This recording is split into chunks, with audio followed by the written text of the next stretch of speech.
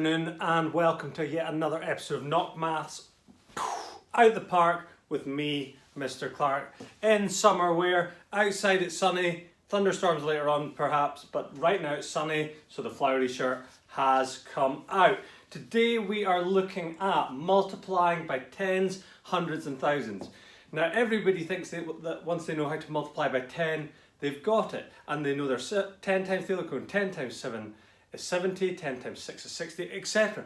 However, when it comes to multiplying by 10, when it comes to larger numbers, there's some simple rules that we are going to have to follow to make sure we do it. Now, my number one rule, it's not about adding a zero on the end. We need to understand what's actually happening with our numbers when it's happening. So let's take the first sum here. I've done 3 examples. Times 10, times 100, times 1,000. First thing I always do, I underline how many zeros it is on our 10, we've got 1 0. So that tells me that my numbers are all going to move up one place.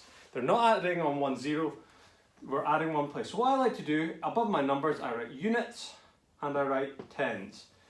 Now what is actually happening to our number? We're not just adding a 0, it is kind of, but we're not.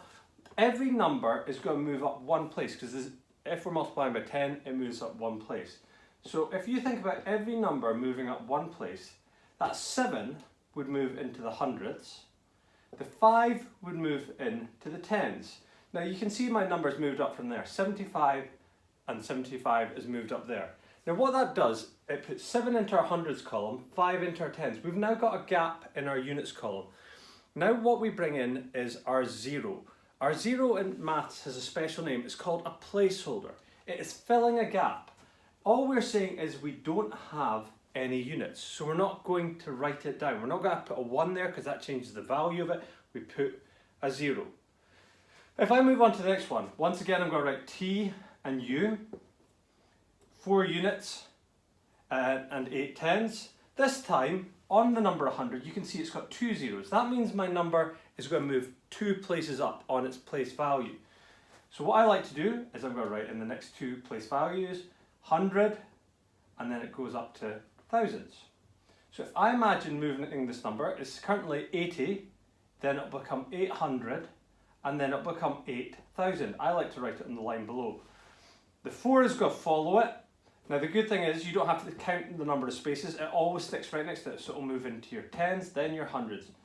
This time we have a gap in our tens and our units. So what we're going to have to do is we're going to have to put a placeholder in the tens to say we've got no tens in this sum, and we're going to have a placeholder in our units to say we've got no units.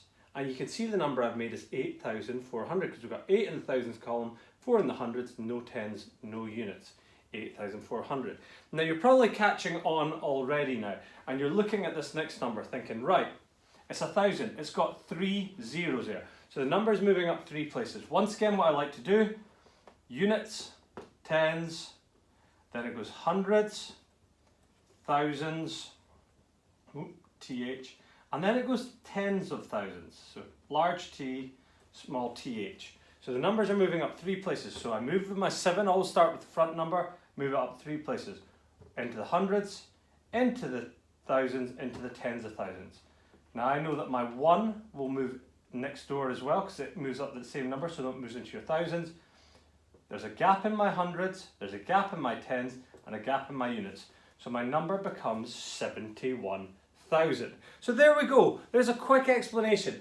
Now, you may be looking at think about that, that's just adding zeros, but trust me, when we get onto some ones with decimals, it's going to get a lot harder. I've just made my mathematical dreams come true today, and I've knocked multiplying by 10 out the park, and I am one step closer, you know it Dave, to becoming the Beyonce, fix the hair a bit, of maths. Catch you later guys.